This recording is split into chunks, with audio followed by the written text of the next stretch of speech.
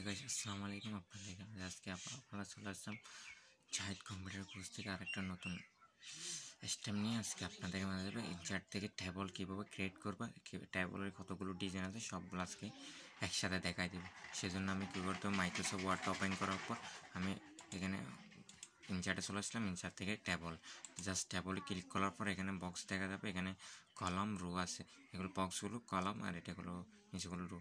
যতগুলো প্রয়োজন হয় এখান থেকে জাস্ট মাউসটা নড়াচড়া করবেন, যতটুকু প্রয়োজন কলাম রো ততগুলো নেবেন। নেওয়ার পর দেখেন একটা ডিজাইন আসছে ট্যাবল টুলস নামে। ট্যাবল টুলস নামে একটা ডিজাইন আছে ফর্মুলা আছে। এখান থেকে ডিজাইন আর লেআউট আছে, দুইটা অপশান আছে। তো আমি ডিজাইনটা আগে দেখাই দিই। ডিজাইনের কাজ হলে এখানে বিভিন্ন ধরনের ডিজাইন আছে, জাস্ট এখানে ক্লিক করবেন। এখানে ল্যাব বাটন ক্লিক করার পর এখানে দেখেন বিভিন্ন ধরনের ডিজাইন আছে। ডিজাইনগুলো এখান থেকে যেটা প্রয়োজন হয়, যেটা ভালো লাগে সেটা এখান থেকে দিতে পারেন। তারপরে এখানে আছে দুইটা অপশান আছে, এক্সটার্নাল লাইন্স, এখানে শেপটি আছে, বর্ডার আছে। এখানে চাইলে এখান থেকে কালার দিতে পারবা, যেটা সিলেক্ট করবেন সেটা কালার দিতে পারবে। এখান থেকে জাস্ট সিলেক্ট করতে হবে, এভাবে ল্যাব বাটন চেপে রেখে সিলেক্ট করতে হবে। সিলেক্ট করার পর জাস্ট এখান থেকে কালারগুলো দিতে পারবেন।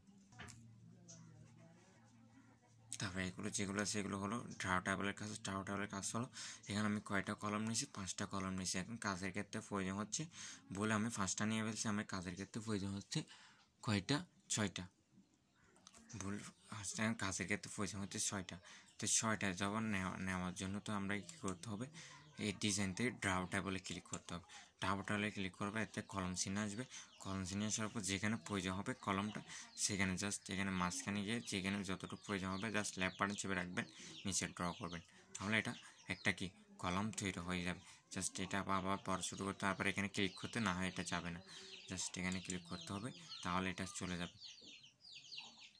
এটা চাইলে আবার এটা কি নড়াচড়া করতে পারবেন। এখান থেকে মাউসটি এভাবে বসাবেন, জাস্ট এরকম চিহ্ন আসলে, এইরকম চিহ্ন আসলে এটা লেফট বাটন চেপে রাখবেন। লেফট বাটন চেপে রাখবেন, তাহলে এটা কী করতে পারবেন, বড় ছোটো করতে পারবেন। তারপর এখানে আছে ইরেজার আছে একটা, ইরেজারে ক্লিক করে, ইরেজার মানে মুছে ফেলা। ইরেজারে ক্লিক করলাম, এরকম ইরেজার চিহ্ন আসবে। এর চিহ্ন আসার পর জাস্ট যেখানে ক্লিক করবেন, যে মাঝখানে ক্লিক করলে, লাইনের মাঝখানে ক্লিক করলে এটা চলে যাবে। মাঝখানে ক্লিক করলে এটা চলে যাবে। আমি আবার এখানে ক্লিক করলাম, আমি কন্ট্রোল সেট দিয়ে ব্যাক করে নিলাম। ব্যাক করে নেওয়ার পরে এগুলো কাজ, তারপর আসছে লেআউট। লেআউটের কাজ হলো এখানে কি, এখানে দেখেন প্রথম শুরুতে এখানে কতগুলো আছে, ইনচার্ট, ব্লক, ইনচার্ট লেফট, তারপর ইনচার্ট রাইট আছে। জাস্ট যেখানে ক্লিক করবেন সেখান থেকে একটা কি রো বাড়তেছে, এখান থেকে বাড়তেছে। আমি জাস্ট কন্ট্রোল জেড দিই, আবার আন্ডু করলাম। প্রয়োজন হলে এখান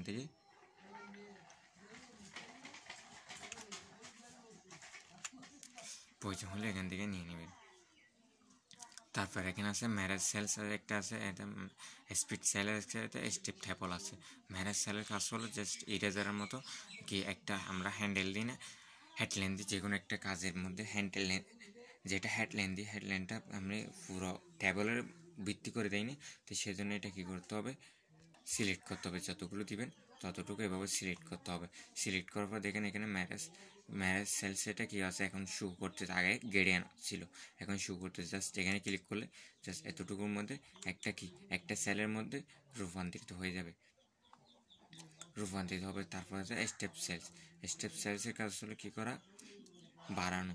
যে জাস্ট কলম আছে, কলমের ভিতরে আরও কয়েকটা বাটন, জাস্ট আমি এই দুইটা সিলেক্ট করলাম। সিলেক্ট করার পর আমি স্টেপ সেলে ক্লিক করলাম। স্টেপ সেলে ক্লিক করার পর দেখেন এরকম একটা ডায়লগ বক্স আসবে। এখানে নাম্বার অফ কলাম আছে, জাস্ট এখানে 4 আছে, 4 সিলেক্ট আছে। এখানে চাইলে আমি 6, 8 যতটুকু প্রয়োজন জাস্ট আমি 6 করে দিলাম। 6 করে দেওয়ার পর জাস্ট ওকে করে দেবেন। ওকে করে দিয়ে এখানে দুইটা কলমের মধ্যে 6টা কি হয়ে গেছে, কলম হয়ে গেছে। তারপর আছে স্টেপ সেলস হলো বিভক্ত করা। যেখানে এখানে 5টা কলম আছে, 6টা কলম আছে, 3টা উপরে থাকবে, 3টা নিচে থাকবে।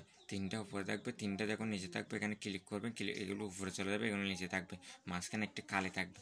সেই জন্য কী করতে হবে, জাস্ট ক্লিক করে এখানে ক্লিক করবে। দেখেন 2টা বিভক্ত হয়ে গেছে, 3টা করে। জাস্ট এইভাবে কাজগুলো করতে পারবেন।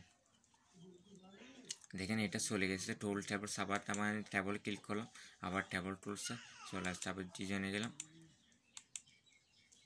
ডিজাইনে যাওয়ার পর এগুলো করলে ইনশাল্লাহ সবগুলো ক্লিয়ার হয়ে যাবে।